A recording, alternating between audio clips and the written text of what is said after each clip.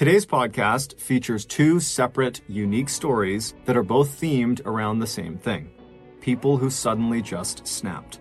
The audio from both of these stories has been pulled from my YouTube channel and has been remastered for this podcast. The links to the original YouTube videos are in the description. The first story you'll hear is called The Horrifying True Story of Katy Perry's Ex-Boyfriend. Her ex was a famous actor, and what he did will forever change the way you view the shows and movies he was in. The second story you'll hear is called This Demon Still Lives Among Us, and it is about one of the most notorious crimes in English history. These stories are both exceptionally graphic. As such, listener discretion is advised.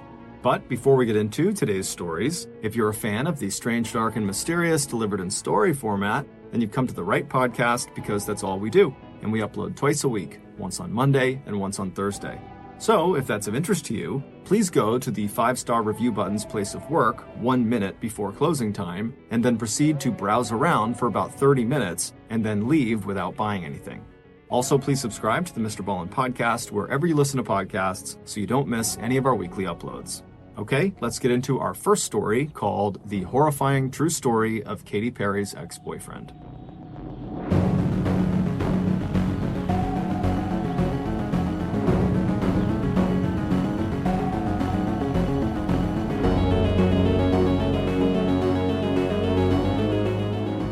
Before we get started, I just want to give a special shout out to Billy Jensen, who is a fantastic true crime investigative journalist who wrote the article for LA Magazine called The Secret Life of Johnny Lewis. That article was used extensively in the making of this podcast. So thank you, Billy.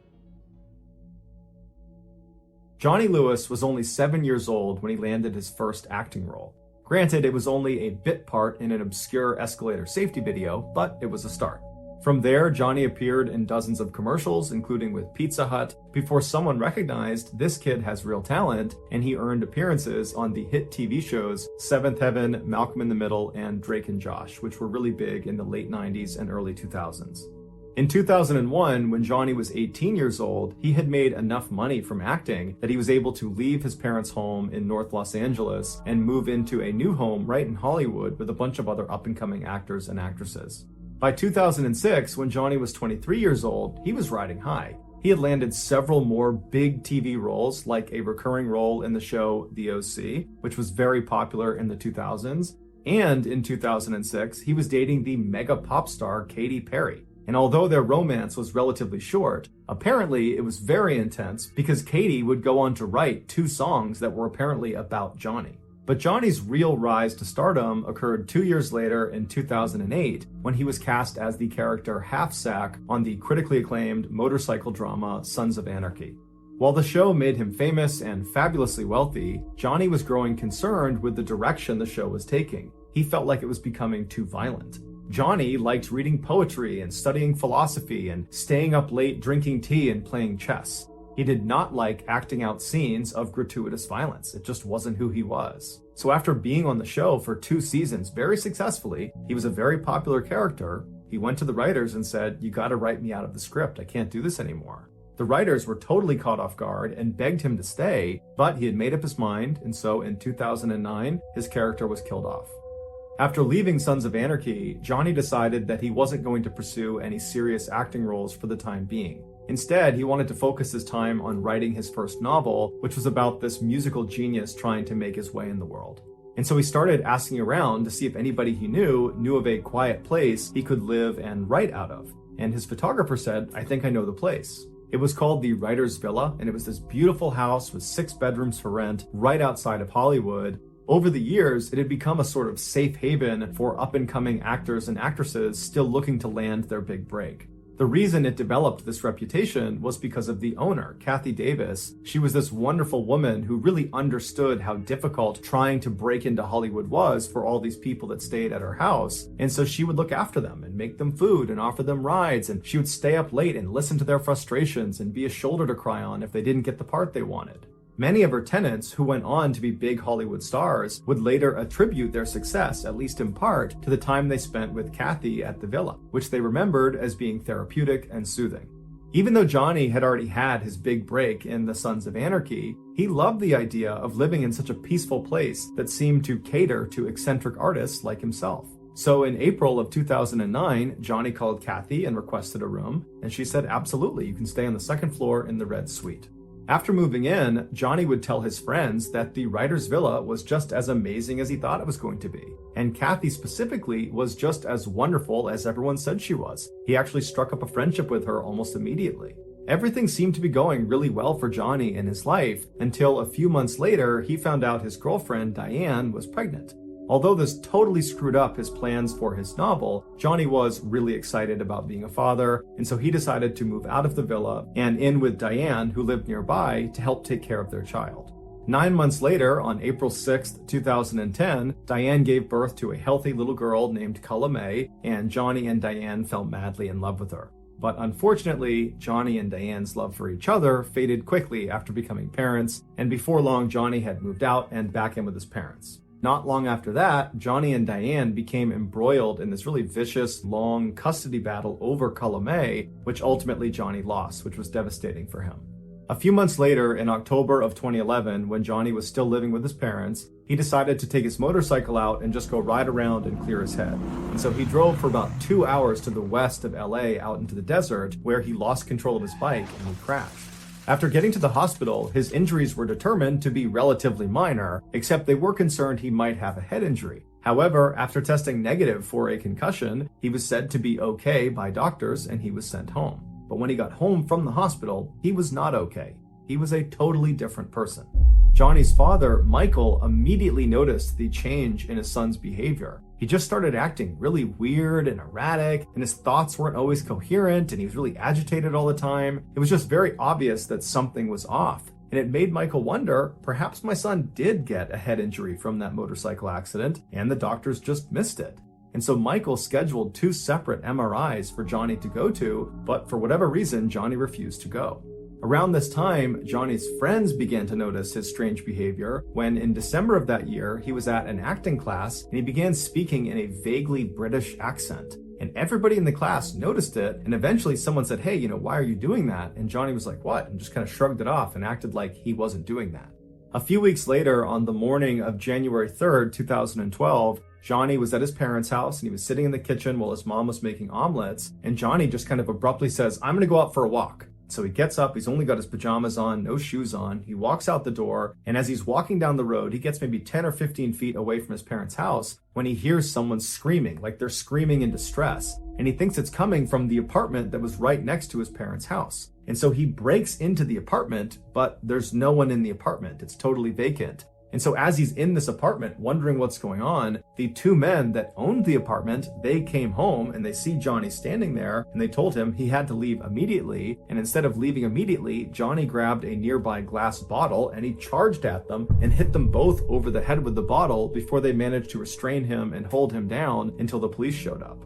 Johnny claimed he was acting in self-defense, but the police didn't believe him. And so they charged him with trespassing, burglary, and assault with a deadly weapon, and they sent him to jail.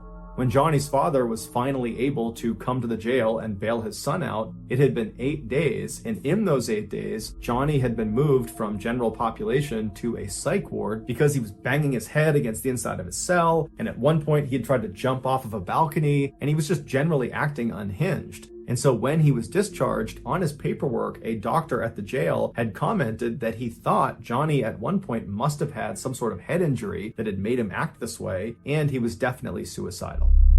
When Johnny got back to his parents' house, he was an absolute wreck. Physically, he had 2 black eyes and his face was all puffed up from the confrontation he had with those 2 men in the apartment. And emotionally, he was so distraught that he wouldn't let anyone in his family come near him. He just holed up in his room and just told everyone to stay away. He also became extremely sensitive to light, to the point where he was turning off all the lights in his parents' home, and then when they would eventually just turn them back on again, he would get agitated and turn them all off, and then finally he just disabled his parents' fuse box. But despite Johnny's obvious issues after coming home from jail, over the next few weeks, he did actually seem to be improving to the point where at the end of January, so about a month after he came home from jail, his parents allowed him to move out and go live on his own in Santa Monica, California, about 30 minutes away. But as soon as he was living on his own, his troubles started again. On February 10th, so about a week after moving into this place in Santa Monica, he was arrested for punching some random stranger in the head outside of a yogurt shop, but he was ultimately released on $20,000 bail. A couple of days later, Johnny, fully clothed, just walked into the ocean, and when he was pulled out, he had to be brought to the hospital to be treated for hypothermia. A couple of days after getting out of the hospital, he was arrested again, this time for trying to break into a woman's apartment in Santa Monica. He claimed he thought it was his friend's apartment, but nobody believed him, so he was brought to jail and then released on bail again. After this second arrest in Santa Monica, Johnny's parents finally convinced him to go see a doctor about this potential head injury they thought he got from that 2011 motorcycle crash. Even though that jailhouse doc had suggested Johnny had a head injury, he had not officially diagnosed him. So Johnny needed another doctor to officially diagnose his head injury so they could begin to treat it. But the doctor Johnny wound up seeing did not suspect a head injury. Instead, he suspected schizophrenia or bipolar, which are two very serious mental disorders. And so he prescribed some medication to Johnny that would treat both of those disorders, and Johnny was on his way. Johnny refused to take the medication and refused to go see another doctor, and so his condition just continued to get worse. Johnny was still facing serious jail time for the break-in and assault against those two men in the apartment next to his parents' home, and so Johnny's lawyer was trying to get a deal done where Johnny would go to a mental health treatment facility for a year instead of going to jail for a year. But Johnny was so confident these charges would just get dropped and he'd be allowed to go back to his life and live the way he wanted to, that he fired his lawyer and he represented himself in court. But the charges were not dropped and he was sentenced to 1 year in prison. However, the jail he was sent to was so overcrowded, they reduced his sentence all the way down to only 6 weeks. When Johnny's father finally came to pick him up from prison on Friday, September 21st, 2012, Johnny was at an all-time low. Even though he had only been in jail for 6 weeks instead of the year he was supposed to be there, it was clear that amount of time had done an enormous amount of damage to him. And so on the car ride home from prison, Johnny just kind of sheepishly asked his father, hey dad, would it be possible if you called Katy Davis at the writer's villa and just see if there's any way I can move back in? And Michael's thinking to himself, I hadn't thought of that, but the writer's villa was the last place Johnny was when his life was still in order. It was probably the last place he was happy, and so he probably has attached a lot of fond memories to that place, and so that's a great place for him to go. And so as soon as they got home, Michael called Katy Davis and explained the situation and said, is there any way he can stay there? And she said, absolutely, the red suite is still available. I'll go up and make the bed right now. I can't wait to see him. Johnny stayed with his parents that weekend, and then on Monday, September 24th, he packed up his stuff and he moved back into the villa.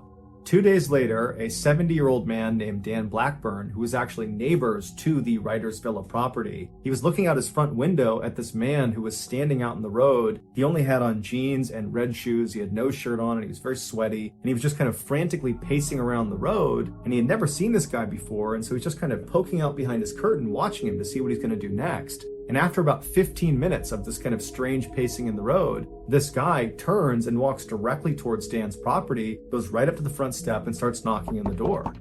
Dan was definitely a little bit concerned, but he shut the curtain, he walked over to the door, and he looks out the people, and there's this guy standing there with bright blue eyes that are all wide, and he's looking at the people as if he can see through and see Dan, but he can't. And so Dan reaches down and he opens the door just a little bit and he looks out, and the guy outside looks at him and goes, "Hi, I'm John. I'm your new neighbor."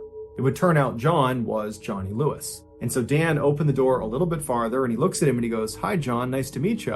And before the two men could have any sort of conversation, Johnny just abruptly turned around and walked away. And so Dan is totally puzzled by this strange interaction he's just had with Johnny Lewis. And he's watching him as he just walks back to the road, he walks back over and goes inside the villa and disappears. And so Dan kind of shrugs it off, he shuts his door, locks it, and goes back to his morning routine. About 30 minutes later, Dan is doing his own thing in his house when he hears his wife outside screaming for him to come outside. And so Dan runs out the front door, he goes into his driveway, which is between his property and the writer's villa, and he sees his wife is standing on the driveway, horrified, pointing up towards the back of their house. He looks down, and back near their back deck, Johnny Lewis, is standing on top of the guy that Dan and his wife had hired that day to paint their back deck. Johnny is just raining blows down on this guy. He's got a piece of wood too that he's hitting him with, and the worker is sitting there trying to shield himself. There's blood all over him, and Dan instinctively just runs over to Johnny. Johnny's not seen Dan at this point. Dan gets right up to him and he grabs him by the shoulder and he tries pulling Johnny off. He's screaming at Johnny to stop, but Johnny just seems totally unfazed. He's just destroying this worker. And so finally, after Dan yanks on Johnny hard enough, Johnny jumps up, turns around, and levels Dan square in the face. Dan falls to the ground, and when he looks up, Johnny is just standing over him, looking at him with no expression on his face. It's like he didn't know what he was going to do with Dan next, so he just stood there and stared at him. But Dan wasn't going to waste any time. He jumped up and he clocked Johnny square in the side of the head, but it had no effect on Johnny. He still just stared at Dan, completely expressionless. And so Dan grabbed a nearby lawn chair and practically broke it over the head of Johnny, but again, it had no effect on Johnny. He just stood there completely expressionless, staring at Dan. And so at this point, Dan just grabs the worker who can barely stand and he runs back down the driveway. He grabs his wife and they run towards the house to go inside. And the three of them manage to get inside the house. And as they're shutting the big heavy door, Johnny comes bounding up and he gets right in front and he jams his arm in the space between the door and the wall. So they can't close the door because it's getting stuck on his arm. And so all three of the adults inside, Dan, his wife, and the painter, are putting all of their weight on this huge wooden door onto Johnny's arm, and Johnny is just trying to grab them the whole time. And so finally, the three of them start raising the door and slamming it as hard as they can on Johnny's arm. And finally, after several hard blows to his arm, Johnny retracted his arm, and they were able to shut the door and lock it.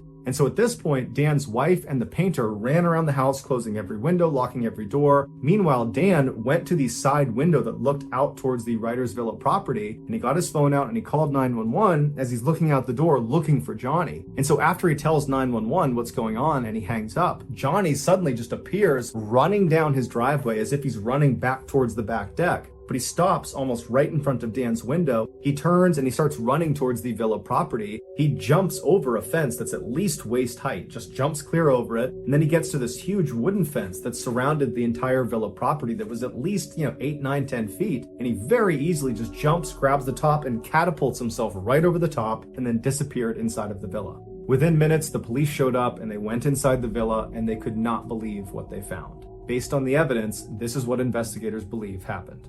After Johnny, for the first time, walked up to Dan's property and awkwardly knocked on the door and said, "Hi, I'm John, I'm your new neighbor." After that, he turned around and Dan watched him as he left his property and made his way back and went inside the villa. Once Johnny got inside the villa, he made his way up to the second floor and he went into Kathy Davis's room where she was sitting. Now, Kathy most likely turned and saw Johnny standing in the doorway. He's got no shirt on, he's sweating, he looks totally crazed. She probably was not scared. Instead, her motherly instincts kicked in and she probably said, "Hey, are you okay? Can I help you? What's going on?" And as she probably stood up and made her way over to make sure he was okay, Johnny, for reasons no one understands, proceeded to beat and kick and strangle her. And then when she fell to the ground and was totally helpless, Johnny proceeded to either stomp on her skull repeatedly, or he hit her over the head repeatedly with a rusty hammer that was later found in his bedroom.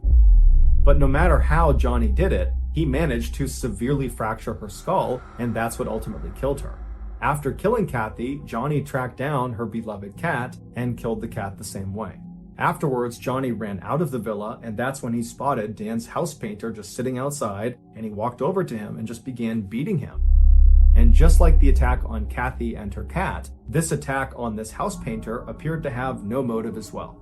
After Dan came outside and managed to fight Johnny off, and then when Dan went back inside the house with his wife and with the painter, Johnny stood outside for a few minutes before running down Dan's driveway and then hopping over those two fences right in front of Dan, and then Johnny disappeared inside of the villa. Once Johnny was in the villa, it's believed he climbed up to the upper patio or onto the roof of the villa itself, and from there he either jumped or fell to his death on the driveway below. His death was officially ruled an accident, not a suicide. After the news broke about what had happened at the Writers Villa, everybody assumed Johnny must have been on some really hardcore drugs. That's the only explanation for why someone would act the way he acted. But when his toxicology report came back, it showed he had absolutely no drugs of any kind, legal or illegal, in his system. He was completely sober at the time he committed this horrible crime. Some believe Johnny really did have some undiagnosed head injury from that motorcycle accident, and this head injury is responsible for his violent outbursts. Others disagree and say the head injury had nothing to do with it. Johnny clearly had some undiagnosed mental disorder. Maybe it was schizophrenia, maybe he was bipolar, maybe it was something else, but it was this mental disorder that led to these violent outbursts. But to this day, no one knows for sure why Johnny did what he did. All we know is an innocent woman and her cat were needlessly killed. The next and final story of today's episode is called "This Demon Still Lives Among Us." In early 1974, 31-year-old Michael Taylor was living happily with his wife Christine and their 5 children in Ossett, which is a small town in central England. Michael was described as a great father and a great husband who had an excellent sense of humor. In fact, neighbors, whenever they would walk past the Taylor household, would say you could often hear the sound of Michael laughing or the sound of him telling jokes to his family. But in April of that year, everything changed for the Taylor family. Michael had been doing some home repairs when he fell off of a ladder and he hurt his back. The injury itself was fairly minor, but it resulted in chronic pain, and this chronic pain quickly changed how Michael behaved. Michael went from being this cheerful, funny, happy guy to being sad and depressed, and he was so irritable that his family could barely be around him because he would lash out at them. Now, the Taylor family was not a religious family. However, most families who lived in Ossett at that time were. And so when one of Michael's friends found out about how poorly Michael was doing, they approached Michael and said, you really ought to turn to religion for help and for guidance in this difficult time. And they also told him specifically that he really ought to check out this one particular Christian group. It was called the Christian Fellowship Group, and all it was a prayer group for Christians who wanted more religious support beyond just going to church on Sundays. But this friend of Michael's told him that the real draw of this group was the group's leader. Her name was Marie Robinson, and she was this 21-year-old, extremely friendly and energetic and charismatic person who just had this incredible way of making all of her members really feel like they belonged. And so Michael's friend was telling him that he really thought Marie could be the difference maker for him, that she could help him get back to normal. And so Michael, he trusted this friend, and he really didn't have much to lose at this point. He was already at rock bottom, and so he agrees to go check this group out. So on September 12th of that year, Michael makes his way to the church where this fellowship group is held. He goes inside and he makes his way to one of the back rooms in the church. And when he goes inside, he sees there's a ring of people sitting in a circle, about 20 people. And as soon as they see Michael coming in the room, they all stand up and they open their arms up and they say, "Come on, come sit down with us. Welcome to the group." And then the woman who had to be Marie, she stands up and she looks at Michael, huge smile on her face, and she encourages him to come over and sit right next to me. "Welcome, we'd love to have you join our group." And so Michael, for the first time in ages, is smiling as he strides across the room and sits down right next to Marie. And then as Marie began to lead the group in prayer, Michael did not feel his chronic pain. He just felt happy again.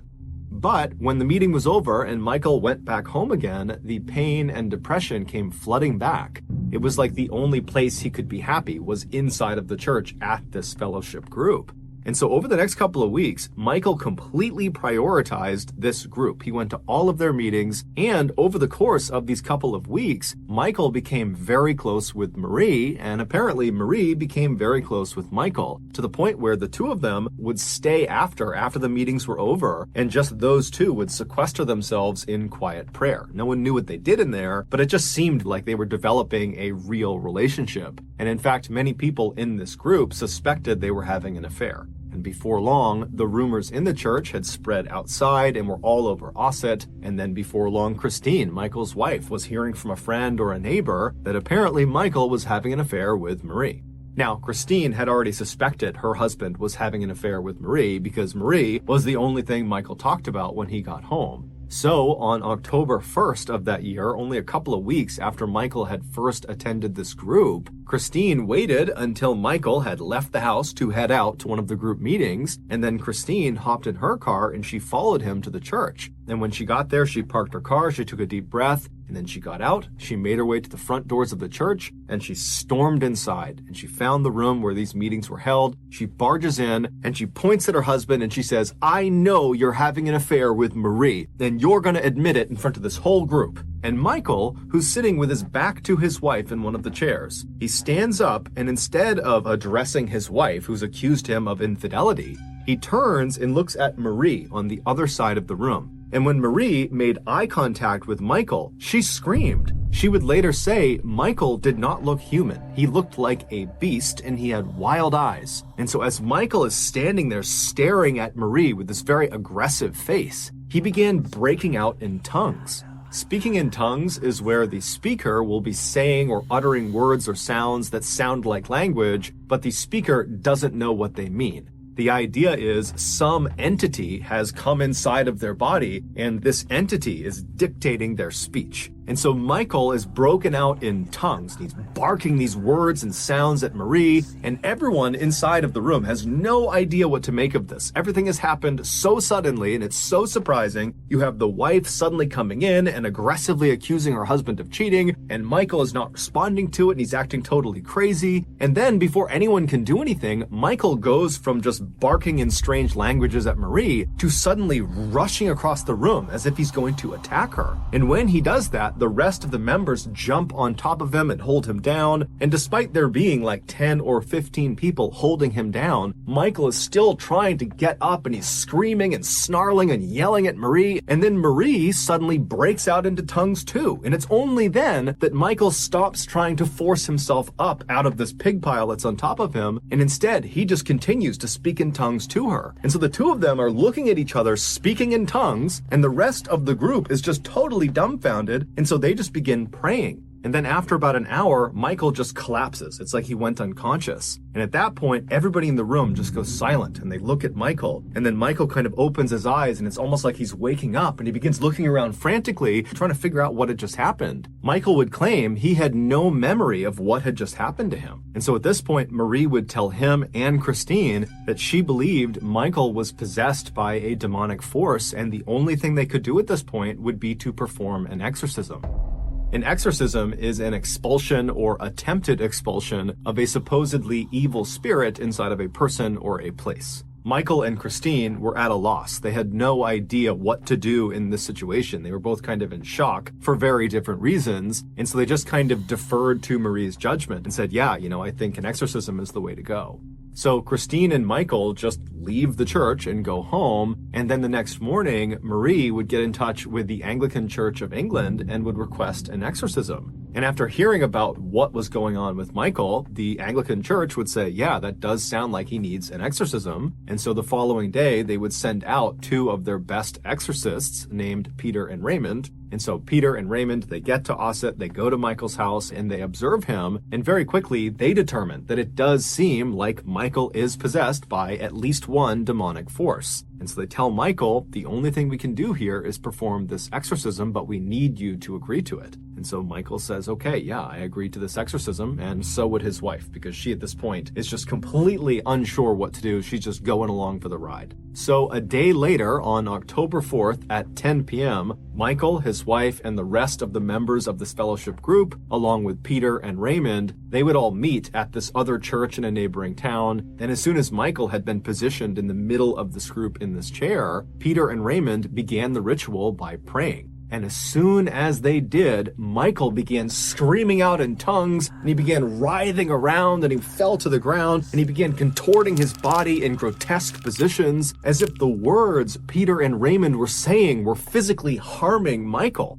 And so after 8 hours of this, during which they had to actually tie Michael down to prevent him from hurting other members or hurting himself, after 8 hours, they finally just came to a stop. Peter and Raymond were exhausted. It looked very much like Michael too was exhausted. And as soon as they stopped the ritual, Michael just kind of collapsed on the ground as if he had fallen unconscious. And then at some point he kind of wakes up and he's looking around wildly. He's still tied down to the ground and he's acting like he has no idea what's just happened. And at this point, Peter and Raymond, they tell him that, the exorcism was mostly successful. We identified 40 demons inside of you, and this exorcism was able to expel 37 of them. So that means there's still 3 demons inside of you.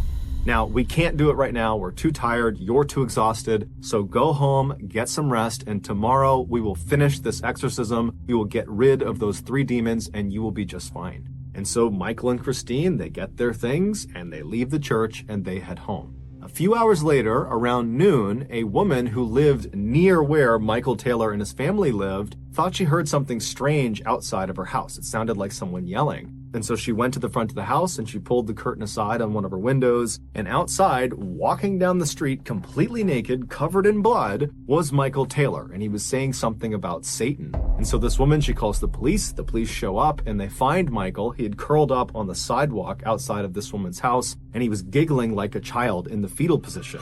And so the police approach him. And at some point, Michael apparently snaps out of it. And he starts looking up at the police like he has no idea what's going on. And eventually they would get him to tell them his name and where he lived. And so after calling in backup to deal with Michael, the responding officers made their way to Michael's residence. And so they go inside, and immediately, as soon as they see what's in there, one of the officers just turns around and runs outside and begins dry heaving. The inside of the Taylor family home would become one of the most infamous crime scenes in English history. A few hours earlier, when Michael and his wife had come home from the exorcism, they had gone inside, and then Michael had fallen into one of his trances and began beating his wife. And then at some point, she fell to the ground and either was dead or was in the process of dying, at which point Michael jumped on top of her, and using only his hands, he ripped her face off and flung it across the room. And then as she's laying there bleeding to death, he began rubbing her blood all over his body. And then after she had finally died, he tracked down the family dog and killed the dog as well. Fortunately, their 5 children were not home at the time of this attack, and so they were unharmed.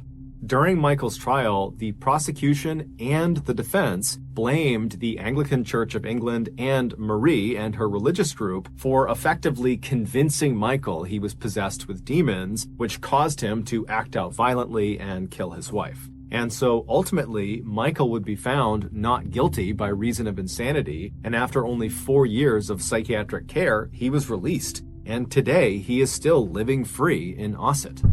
But despite the legal outcomes of this case, there are many people, both religious and not religious, who believe the Michael Taylor case is one of the only true demonic possession cases in modern history. Also, just to close the loop, we don't know for sure if Michael and Marie were having an affair, but it is assumed they were. Thank you for listening to the MrBallen podcast. If you got something out of this episode and you haven't done this already, please go to the 5-star review button's place of work 1 minute before closing time, and then proceed to browse around for about 30 minutes and then leave without buying anything. Also, please subscribe to the MrBallen podcast on Spotify, Apple Podcasts, Amazon, Google, and anywhere else you get your podcasts. This podcast airs every Monday and Thursday morning, but in the meantime, you can always watch one of the hundreds of stories I have posted on my YouTube channel, which is just called MrBallen. If you want to get in touch with me, please follow me on any major social media platform and then send me a direct message. My username is just @MrBallen, and I really do read the majority of my DMs. Lastly, we have some really cool merchandise, so head on over to shopmrballen.com to have a look. So that's going to do it. I really appreciate your support. Until next time, see ya.